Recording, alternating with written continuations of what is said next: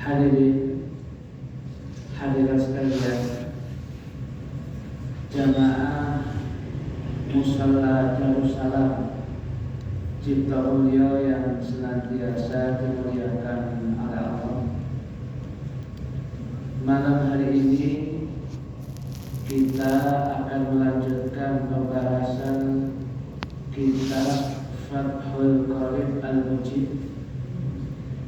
Sedangkan yang kita bahas adalah berkaitan fasal baru menjelaskan tentang hal-hal yang mewajibkan mandi besar.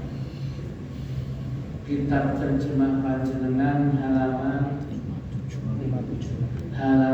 57. Disebutkan wonten kitab Fathul Qorib Al-Mujib faslun, satu fasal fi mujibil ghusli, di dalam menjelaskan sesuatu yang mewajibkan mandi besar.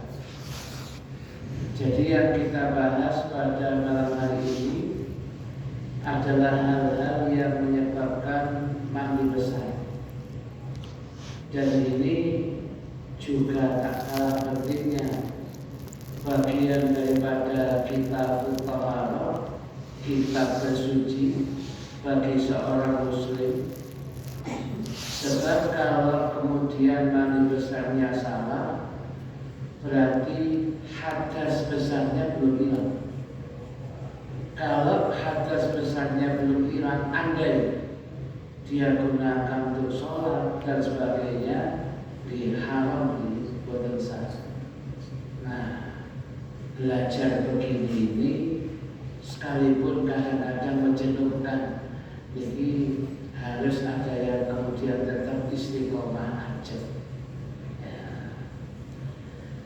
Hadirin hadirat sekalian yang dimuliakan oleh Allah, disebutkan wonten kitab Fathul Qorib Al-Mujib, wal ghuslu, makna mandi besar lughatan menurut arti bahasa adalah sayaranul ma'i, mengalirnya air, ala syai'i, atas sesuatu, mutlaqan, secara mutlak.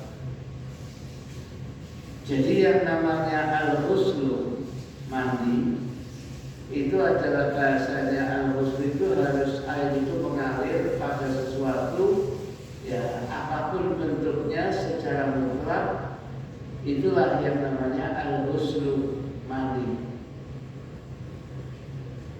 Wa syar'an, secara arti syariat, atau di kitab lain wastilahan, secara arti istilah. Yang dimaksud dengan ungkapan mandi ini sayalanuhu,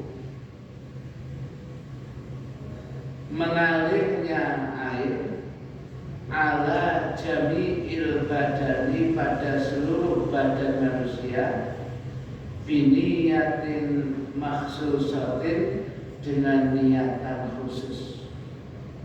Jadi air itu harus mengalir pada seluruh tubuhnya seseorang, dan ketika mengalirnya air itu biniyatin makhsusatin, dengan niatan khusus.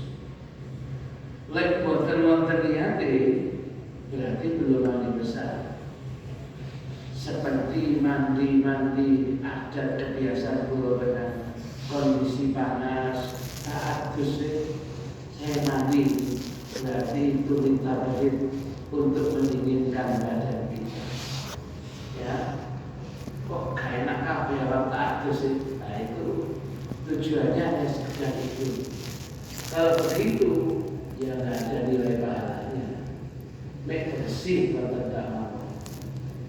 Tetapi kalau mandi yang dimaksud dalam fikih itu mandi yang menyentuh seluruh badan manusia, bahkan nanti dikatakan sya'ron wa basyaron. Bentuk rambut apapun yang ada dari tubuh kita harus tersiram air. Bentuk kulit apapun yang ada pada kita juga harus tersiram oleh air. Itu namanya mandi besar. Dan kemudian ketika mandi itu diawali dengan niatan khusus. Apa niatannya? Menghilangkan hadas kecil. Mohon maaf, menghilangkan hadas besar.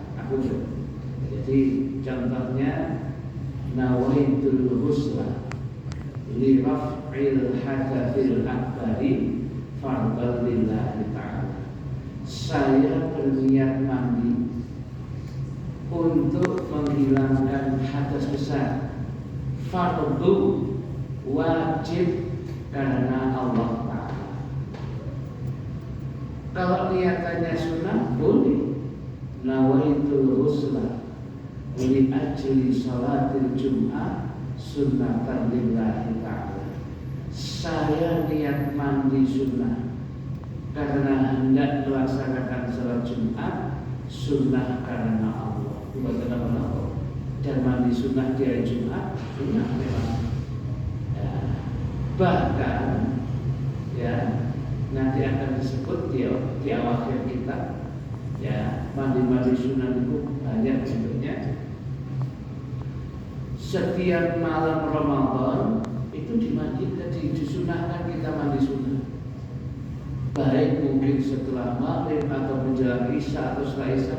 Pokoknya kemudian di waktu setiap malam Ramadan dianjurkan kula jenengan iki untuk melakukan mandi sunnah bagi yang mampu. Berarti semuanya biniyatin maksusatin, ada niatannya secara khusus. Saya tambahkan keterangan kami, ya, pengajian ungkapan lafaz al-ghuslu yang kita awali tadi, wal ghuslu lubwatan dan sebagainya itu, ungkapan lafaz al-ghuslu dengan didomahkan ghainnya al-ghuslu, ghainnya domah. Menurut fuqaha ahli fikih, makna al-ghuslu itu membasuh seluruh badan seseorang. Jadi kalau membasuh seluruh badan, ghainnya didomah al-ghuslu. Sedangkan ungkapan lafaz al-ghuslu dengan difathahkan ghainnya al-ghuslu, itu maknanya adalah membasuh sebagian anggota tubuh atau membasuh selain tubuh seperti pakaian, contoh dan sebagainya.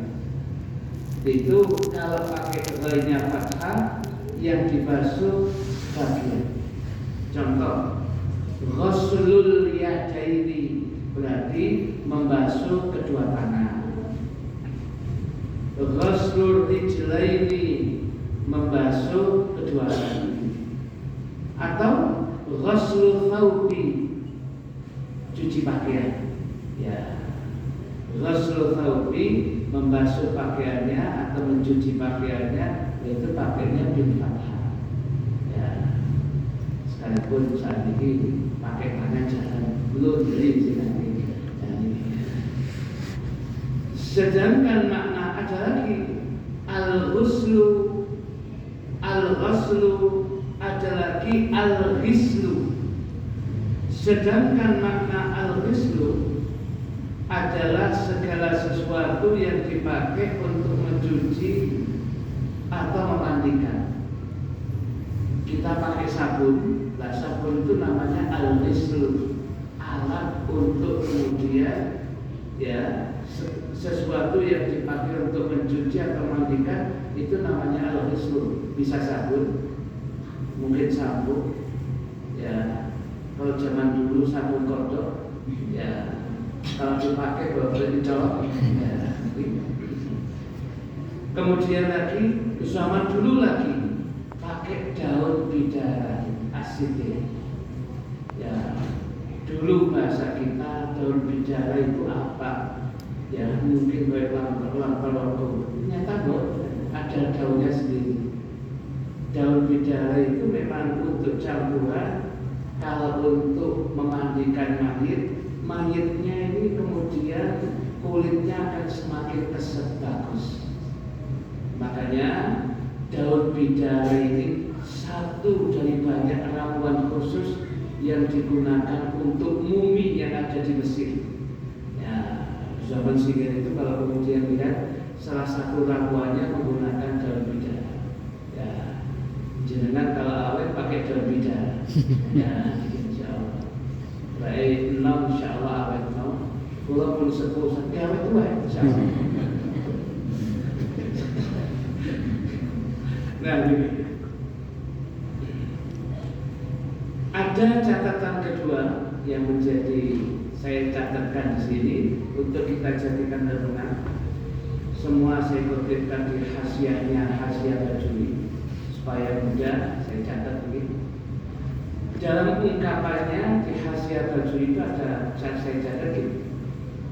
Ungkapan definisi mandi yang kita sudah tambahkan dengan ungkapan wasyar'an sayalanuhu ala jami'il badani biniyatin maksusah, dengan niatan khusus.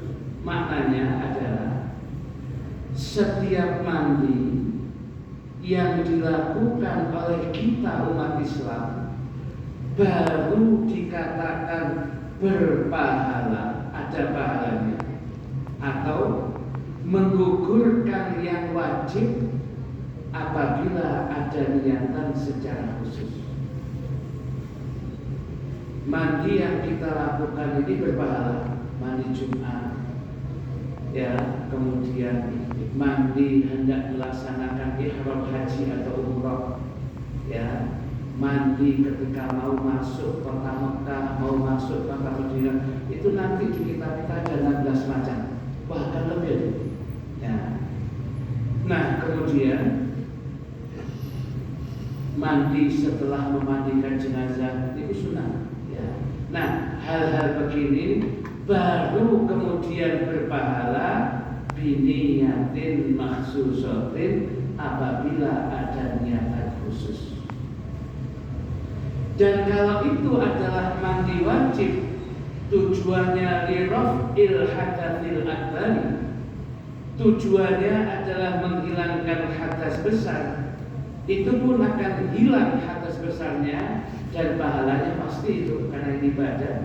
Ketika ada niatan secara khusus, maka biniyatin maksusatin, dengan niatan khusus, ini sesuatu yang sangat penting. Nah, sekarang kita contohkan seperti memandikan mayit. Maka niatnya adalah sunnah. Memandikan mayit itu niatnya sunnah. Loh, kok sunnah katanya wajib? Si wajib mandi kan si mati ya. Yang wajib mandi yang namanya kalau kita lihat dalam kitab Saminatul Hajar, Mujibatul Husli, yang mewajibkan mandi, ya, di samping kan macam-macam, salah satunya al-maut, kematian, ya. Kalau salah satunya kematian, dia wajibnya saja si mati kan. Tapi si mati wis gak iso niat, dia nggak bisa niat.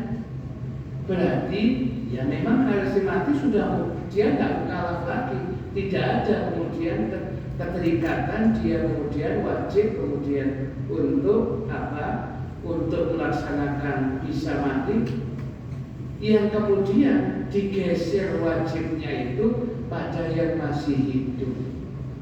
Ya kita yang hidup, maka bahasanya dibahasakan dengan ungkapan fardu kifayah. Fardu yang sifatnya kolektif, bukan kata sholat Jumat atau sholat 5 waktu yang fardu ain, fardu kifayah. Sopo-sopo si ngedusi, pokoknya sudah masuk selesai wajibnya, selesai, yang lain gugur kewajiban. Dan ini tidak ditentukan ditakyin, satu ini kudu fulan, orang ini kudu tokoh masyarakat kudu orang boten, siapapun. Ya, makanya karena kita yang wajib ini jatuhnya adalah yang terpenting wajib memandikan, maka dan tidak harus niat. Pokoknya mandi, kelihatan prakteknya sudah mandikan, ya sudah. Maka supaya kemudian pahalanya bertambah, ditambah dengan ungkapan niatannya untuk mandi. Maka niatan untuk memandikan jenazah ini niatnya adalah sunnah. Ya, niatnya adalah sunnah. Karena ini satu paket fardu kifayah. Ini sementara niat di dalam proses mewuduinya mayit dari setelah memandikan mayit hukumnya wajib. Kalau yang mandi di kewau bagi yang hidup di niatnya sunnah. Sedangkan kemudian kalau selepas selesai mandi kemudian jenazah tadi diwudui, yang wudu itu sunnah, wudu itu sunnah, itu niat wudunya wajib.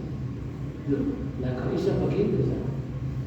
Kok malah wajib? Iya, karena andai kata tidak kemudian tidak diwudui, ini tetap hukumnya tetap sah. Karena itu fardu kifayah satu paket, memandikan jenazah, kemudian mengkafani, menyolati, menguburkan. Ini fardu kifayah. Tidak ada fardu kifayah yang namanya wudu tidak ada. Sedangkan wudu itu sunnah. Maka sama kemudian wudu gak diniati kalau ganjaran, maka wajib sama niati di awal kok ganjaran itu maksudnya itu. Dan niat dan ganjarannya bukan untuk yang meninggal, untuk yang hidup, sebab dia mewudui mayit itu. Yang melakukan kebajikan yang hidup, jadi kudu niati sampean gitu. Jadi seperti itu. Sampai kemudian kalau kemudian mayit ini sudah dimandikan oleh kelompok jin makanya gitu. Ya, orang jin kemudian bisa terdisul jenazah dimandikan jin dan jelas kayak kelihatan di mana sudah cukup. Jin juga mukalaf. Ya, ini menjadi catatan kita sehingga bisa jadi hati. Ya, karena jenazah ini kalau dimandikan sembarangan di orang kampung berbahaya. Akhirnya karena dia punya penyakit khusus dimandikan di rumah sakit. Dan kita sempat melihatnya seluruhnya sudah terkena. Lepas ono sunah-sunah singkat dilakoni, ya namanya juga Ramadan. Tapi seluruh tubuhnya secara wajib sudah selesai, ya itu berarti gugur kewajiban. Selesai ya. Ini untuk dibuka lagi, ya kadang-kadang tidak siap dibuka lagi sebab kecelakaan yang bolak-balik dibuka nanti bahaya. Ya ini sepuluh HP mesti dia rumah sakit sudah memandikannya. Sama tahu, iya saya yakin, kemudian saya melakukan sendiri. Ya sudah, Anda yakin dengan itu ya sudah, berarti satu hal wajibnya sudah terpenuhi. Ya, tinggal mengkafani, menyolati dan menguburkan. Ini sehingga ya, oleh karena itu ada ungkapan terkenal di dalam ungkapan fikih kita. Saya catat di Hasyiah Najm ini ada ungkapannya begini: lana syai'un wajibun wa niyyatuhu sunnatun, wa lana syai'un mandubun wa niyyatuhu wajibah. Lana bagi kita, ya mazhab Syafi'i ini ada syai'un wajibun, sesuatu itu wajib. Apa? Mandi besar bagi orang yang meninggal, itu memandikan jenazah wajib. Waliyatuhu sunnah, tapi niatnya sunnah. Ada gak diniati siksa tetap wajib karena jatuhnya fardu kifayah. Ya, waduh, wali dia tahu terus ya kecuali usah sudah selesai. Ya, ya lo bapak putih berbuatan usaha pulsa niatnya kan sunnah. Ya, tapi kan memang sudah kita lakukan tadi. Lana syai'un wajibun, bagi kita yang bermadzhab Syafi'i ada sesuatu yang wajib, wa niyyatuhu sunnatun, sedangkan niatnya sunnah. Mandi wajib untuk jenazah itu wajib, niatnya sunnah. Walana, dan bagi kita yang bermadzhab Syafi'i syai'un mandubun, ada sesuatu yang sunnah. Apa? Mawudu'i mayit, itu sunnah. Andai kata lupa gak apa-apa. Wa niyatuhu wajibatun, niatnya mawudu'i mayit itu hukumnya wajib. Sebab mayit wis gak iso niat tadi, panjenengan yang mewudu'inya. Jadi gak usah niat ya menengahi mayit gak mau kelam-kelam boten nek kelam-kelam itu mati ya. Nah ini. Jadi ini jadi namanya al-lafzul masyhur, teka-teki yang terkenal. Ya, biasanya mengeluarkan begini Imam Suyuti.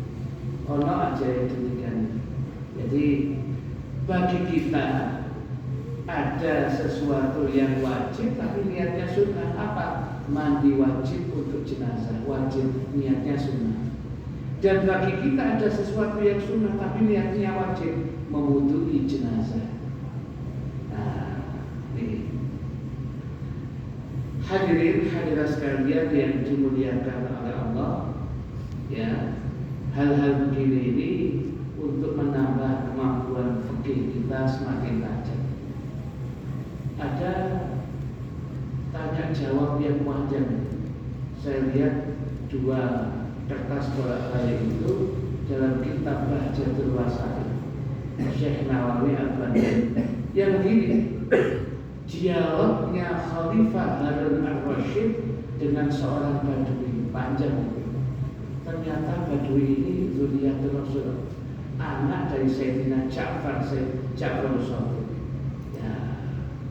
Khalifah saja Harun Ar-Rasyid ketika datang ke Masjidil Haram nggak ada orang yang menghibah kecuali apa itu, ya, pengawalnya sendiri yang kita jalan terus. Tetapi orang Badui ini yang tampilannya biasa ini, ketika dia datang masjid semua pada mengikir. Dia datang kemudian dia mulai semuanya mengikir sampai dia mencium Hajar Aswad pun tidak ada menghalangi. Kok ta'zim betul semuanya? Katanya itu putranya Sayyidina Ja'far Shadiq. Ya, jadi dzurriyyatul Rasul masih cucunya Kanjeng Nabi. Nah, itu panjang. Kemudian terjadi dia. Setelah itu setelah tawaf selesai dia duduk, kemudian didatangi oleh katanya Khalifah Rasul, panggil dia. Kok saya rupanya tertarik sama dia. Panggil sini, bukan. Kemudian pengawalnya datang. Ya. Sana dipanggil Khalifah Rasul. Loh, si butuh sinten. Kalau dia butuh ya suruh sini. Saya nggak butuh. Ini Baitullah, rumah Allah. Nggak ada yang berhak menyuruh kecuali Allah. Ya, dia menurut. Akhirnya ke situ Harun Ar-Rasyid duduk di situ.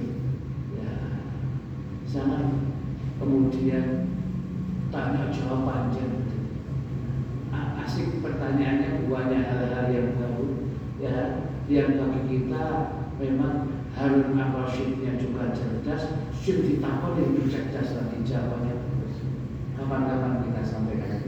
Ya seperti begini. Ya, ada sesuatu yang wajib tapi niatannya sunnah. Apa? Wajibnya mandi bagi jenazah itu wajib, tapi niatnya sunnah. Andai kata niat pun tetap wajib, sudah selesai, gugur wajib. Dan ada sesuatu yang sunnah tapi niatannya wajib. Apa? Mewudu'i jenazah. Andai sama gak niat, ya kali kejaran. Ya, jadi wajibnya itu mengingat supaya Anda mendapatkan pahala itu. Karena kalau dilihatin. Yang namanya jenazah gak harus diwuduhi kok. Sudah cukup dimandikan besar itu sudah cukup. Sebab mereka sudah mandi besar sudah cukup kamu. Tapi kalau Anda wuduhi, Anda yang harus lihat supaya sebagai ganjaran samanya. Gitu. Nah, begitu. Hadirin hadirat sekalian yang dimuliakan oleh Allah, dilanjut wonten kitab Fathul Bari. Walladzi yujibul husla, sedangkan sesuatu yang mewajibkan mandi besar itu sittatu asya'a, ada 6 perkara, 6 hal. Salafatun minha, 3 dari 6 itu tashtariku, dilakukan bersama. Tashtariku dilakukan bersama fiha, di dalam 3 ini oleh siapa? Fa'ilnya tashtariku ar-rijalu wan nisa'u, baik oleh kaum laki-laki, wan nisa'u, baik oleh kaum perempuan. Jadi yang mewajibkan mandi besar itu ada 6. Ya, itu ada 6. Sedangkan dari 6 ini diperinci lagi 3 dilakukan baik oleh kaum laki-laki dan kaum perempuan. 3 ini lanang wedok lakon bisa jadi terjadi. Sedangkan 3 berikutnya nanti hanya sebatas perempuan saja yang melakukannya.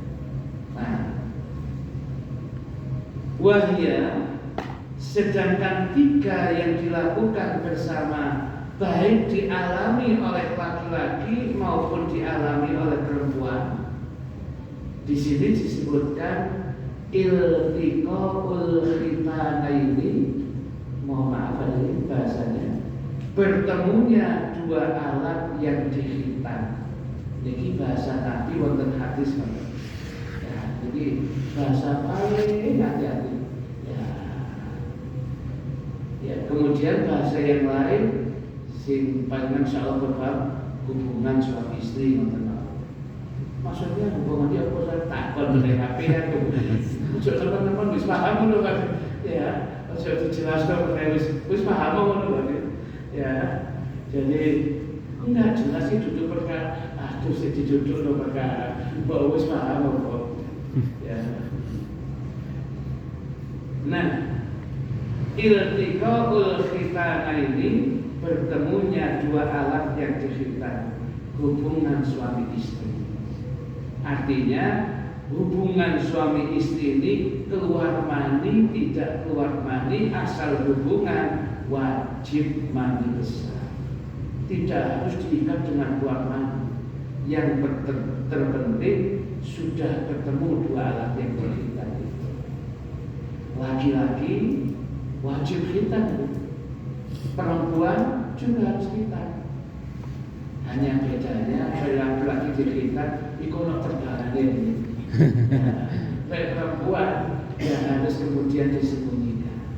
Biasanya bersama dengan proses setelah melahirkan, kemudian telinganya dulu balik, saat khitannya sekali.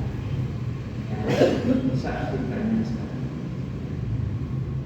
Dan itu dalam kitab Tuhfatul Maudud fi Ahkamil Maulud, Al-Imam Ibnul Qayyim Al-Jauziyah bercerita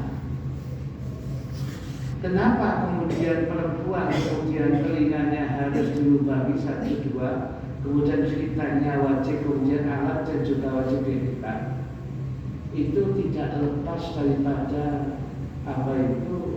tidak lepas dari apa yang pernah dilakukan Nabi Allah Ibrahim kepada istrinya Sayyidatuna Sarah.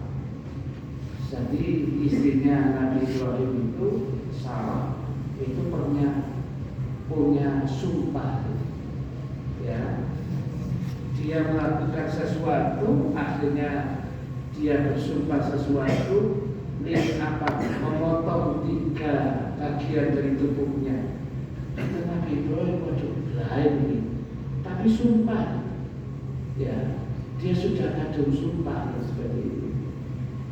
Akhirnya kemudian Nabi Ibrahim ya dengan ilham dari Allah kemudian ya diperintahkan oleh Allah karena itu sumpah ada bagian dari 3 tubuh ini yang kemudian harus dihilangkan. Ya, satu kemudian ya ini satu telinga kanan dibolongi, berarti sebagian dagingnya dihilangkan. Sebelah kiri juga seperti itu.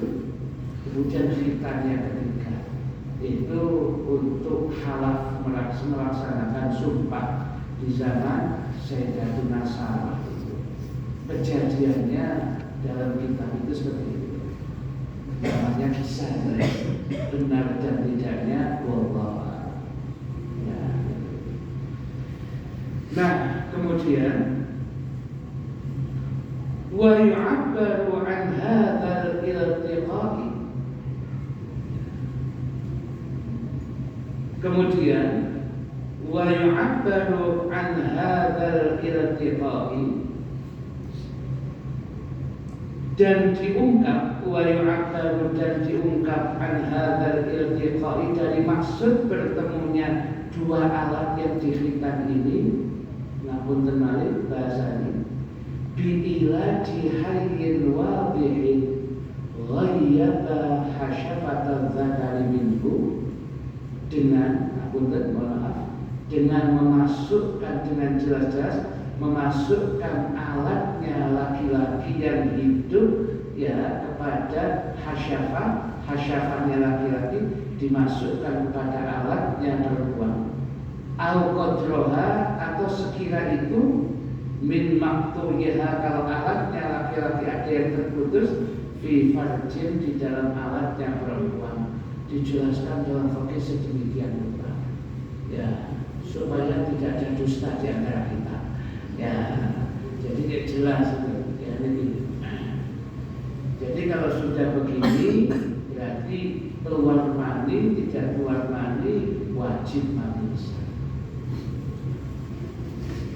Nah, wa yasirul adami al-mulaju fihi junuban bi ilaji ma dzukira, dan jadilah manusia yang dimasukkan alatnya maupun yang dimasuki dua-duanya dikatakan junub, berarti baik laki maupun perempuannya suami istri itu dikatakan dia junub.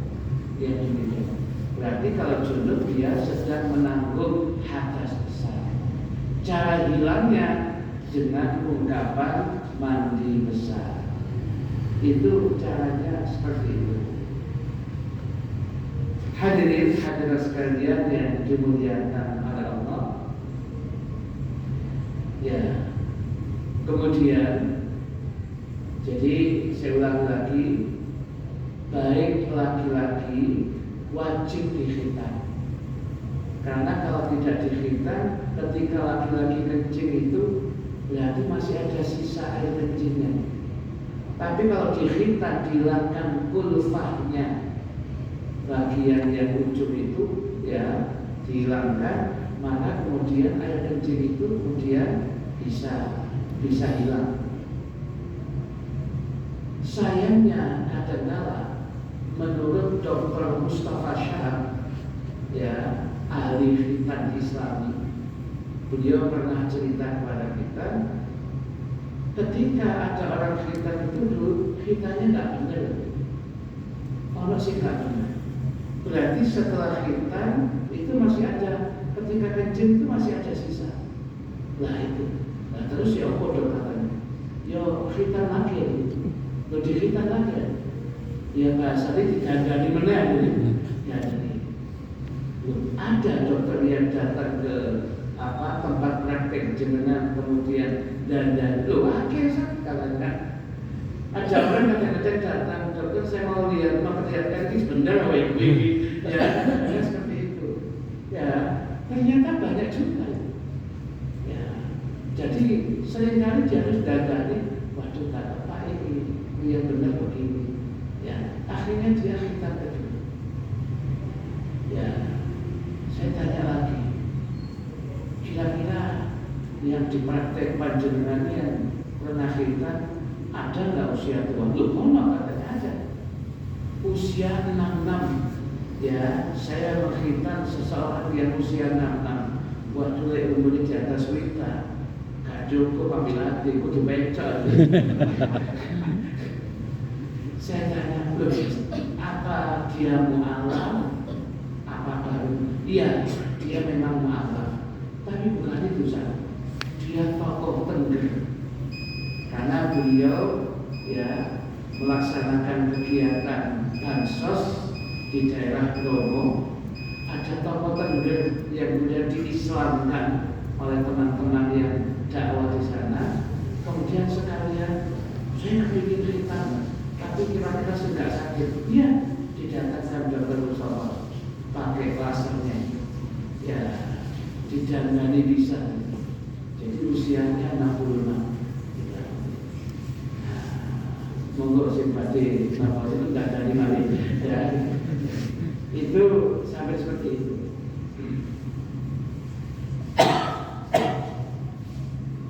Nah,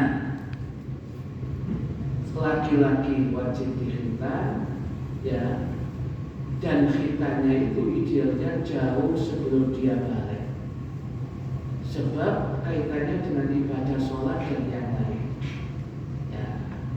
Bahasa khitan yang bagus, ya khitan yang bagus itu idealnya ya di usia bayi, 6 bulan, ya kurang dari 1 tahun.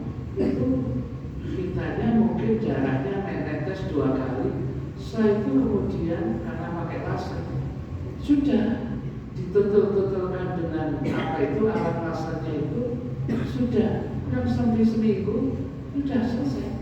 Dan tidak menggunakan napunten seperti zaman kita dulu kemudian pakai napunten, pakai katakanlah penutup, pakai perban, boten-boten perban, kemudian tikung bendino besok, ya, kata orang itu bengok, ya, siapa sabar, ya, itu zaman dia. Zaman itu kalau zaman cabang gitu, ya dikombin. Besar ini pun bagaimana? Ya, begini. Nah, jadi hal yang seperti itu.